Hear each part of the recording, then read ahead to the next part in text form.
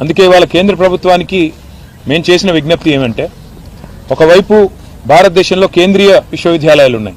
అట్లా హైదరాబాద్లో central university లాగా, హెచ్సియు లాగా అట్లా భారతదేశంలో చాలా సెంట్రల్ యూనివర్సిటీస్ ఉన్నాయి. అట్లాగే స్టేట్ యూనివర్సిటీస్ ఉన్నాయి. అట్లాగే ఇప్పుడు ప్రైవేట్ రంగంలో కూడా డీమ్డ్ యూనివర్సిటీలు, ప్రైవేట్ యూనివర్సిటీలు ఇట్లా రకరకాలుగా వచ్చినాయి. వీటితో పాటు కొన్ని ప్రత్యేకమైన సెంటర్స్ ఆఫ్ ఎక్సలెన్స్, ఐఐటీలు కావచ్చు, ఐఐఎంలు కావచ్చు, మన హైదరాబాద్లో ఐఎస్బి కావచ్చు, IIIT కావచ్చు, ఇట్లా కొన్ని నిష్ ఇన్స్టిట్యూషన్స్ కూడా ఉన్నాయి. మేము భారత ప్రభుత్వానికి ఇవాళ ధర్మేంద్ర ప్రధాన్ గారిని కలిసాం, అందరం కూడా కలిసి, కేంద్ర హెచ్ఆర్డీ మినిస్టర్ గారు.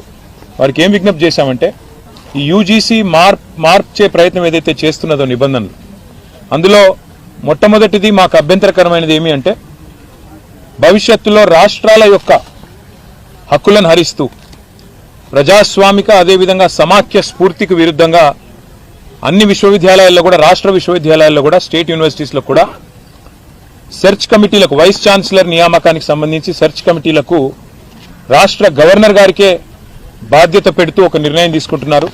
ఇది ఎంతమాత్రం కరెక్ట్ కాదు. ఎందుకంటే ఇది సమాఖ్య స్ఫూర్తికి వ్యతిరేకం, ఫెడరల్ స్పిరిట్కి వ్యతిరేకం, అటానమీకి, ఇన్స్టిట్యూషనల్ అటానమీకి కూడా ఇది వ్యతిరేకం అని చెప్పి వారికి చాలా వివరంగా, దాదాపు అర్ధగంట సేపు వారితో మీటింగ్ జరిగింది.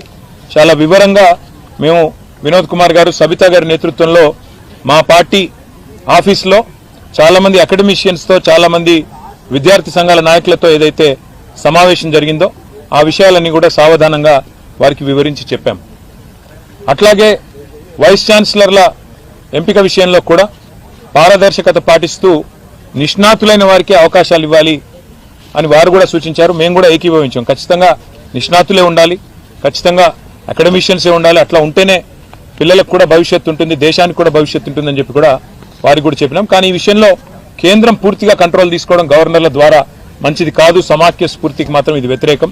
This is against federal spirit అని చెప్పి కూడా వారికి గట్టిగా ఖండితంగా చెప్పడం జరిగింది. అట్లాగే రాష్ట్రంలో కాదు, దేశం మొత్తంలో అన్ని విశ్వవిద్యాలయాల్లో కూడా దళిత, గిరిజన, బలహీన వర్గాల బీసీ స్టూడెంట్స్, స్కాలర్స్ కావచ్చు, పోస్ట్ గ్రాడ్యుయేట్ స్టూడెంట్స్ కావచ్చు, పిహెచ్డి స్కాలర్స్ కావచ్చు, ఇంకా మిగతా పిల్లలు కావచ్చు, ఇవాళ పెడుతున్న ఒక నిబంధన వల్ల వారికి తీవ్రమైన అన్యాయం జరిగే అవకాశం ఉందని చెప్పి కూడా మేము వివరించి చెప్పాం. ఒక క్లాజ్ తీసుకొస్తా ఉన్నారు, no suitable candidate found, NSF అని ఒకటి తీసుకొస్తా ఉన్నారు. అంటే ఈ విచక్షణాధికారం మరి మనం ఆ విశ్వవిద్యాలయానికి వదిలేసినట్టయితే వారి ఇష్టానుసారంగా అవసరమైతే అప్పుడప్పుడు అబ్యూస్ చేసి, వాళ్ళ ఇష్టం లేని వ్యక్తులు ఎవరైనా ఉంటే NSF కింద తోసేసి అక్కడ అర్హత కలిగి ఉండి కూడా రాజకీయాల వల్ల కానీ, ఇతరత్ర కారణాల వల్ల కానీ, ఏదైనా ఇతర విషయాల వల్ల కానీ సూటబుల్ SC, ST, OBC క్యాండిడేట్లకు అన్యాయం జరిగి ఇతర కమ్యూనిటీస్లో ఉండే వారిని, ఇది మంచిది ఎంతమాత్రం కాదు. కాన్స్టిట్యూషనల్ భారత రాజ్యాంగం ఇచ్చిన హక్కు రిజర్వేషన్. మరి అట్లాంటి పరిస్థితుల్లో ఈ రకమైన ఒక నో సూటబుల్ క్యాండిడేట్ అనే ఒక నిబంధన తీసుకొచ్చి SC, ST, OBC అర్హత కలిగిన విద్యార్థులకు అన్యాయం జరిగితే ఇది మంచిది కానే కాదని చెప్పి కూడా వారికి వివరంగా చెప్పాం. దాంతోపాటు రిక్రూట్మెంట్లో, ప్రమోషన్లో మీరు ఎక్కువగా మెట్రిక్స్ మీద ఫోకస్ చేస్తున్నారు కాకుండా రీసెర్చ్ ఎక్సలెన్స్, అదేవిధంగా అకాడమిక్గా కూడా కొంతమంది అకాడమిషియన్స్ చాలా మంది రీసెర్చ్ ఓరియంటెడ్గా ఉంటారు. వారు మీరు అనుకున్న మెట్రిక్స్కి సూటబుల్ కాకపోవచ్చు, కానీ వారిని తప్పకుండా పరిగణలోకి తీసుకోవాలి. మీరు అన్ని రకాలుగా ఆల్రౌండ్గా ఆలోచించాలని చెప్పినాం. దాంతోపాటు మరి లాంగ్ టర్మ్ స్టెబిలిటీ కూడా ఉండాలి ఒకసారి ఫ్యాకల్టీని హైర్ చేసిన తర్వాత అనే విషయాన్ని కూడా గట్టిగా నొక్కి చెప్పాము. ఇంకా మొత్తం వివరంగా వారికి దాదాపుగా ఒక 6 పేజీల విజ్ఞాపన పత్రాన్ని కూడా వివరంగా వారికి ఇవ్వడం జరిగింది. ఇచ్చిన తర్వాత వారు కూడా చాలాసేపు చర్చించారు. మీరు యూజీసీకి చెప్పారా మీ అభిప్రాయం అన్నారు. యూజీసీ కూడా చెప్పినాము, ఆన్లైన్ అప్లోడ్ కూడా చేశామని చెప్పాము. కానీ గౌరవ మంత్రి గారికి మీరు దయచేసి ఈ విషయంలో సావధానంగా ఆలోచించి రాష్ట్రాల హక్కులు హరించకుండా, రాష్ట్రాల అటానమీ హరించకుండా, సమాఖ్య స్ఫూర్తికి విరుద్ధంగా నిర్ణయాలు తీసుకోవద్దని చెప్పి వారికి విజ్ఞప్తి చేశాం. ఆ తర్వాత పెద్దలు నితిన్ గడ్కరీ గారిని కూడా కోరుట్ల ఎమ్మెల్యే గారు, ముఖ్యంగా కోరుట్ల ఎమ్మెల్యే గారి విజ్ఞప్తి ఇది.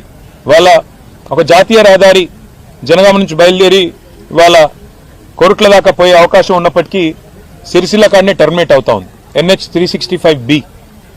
గతంలో వినోద్ కుమార్ గారు పార్లమెంట్ సభ్యులుగా ఉన్నప్పుడు ఇన్ ప్రిన్సిపల్ అప్పటి ప్రభుత్వం ఇదే గడ్కరీ గారు అంగీకరించారు.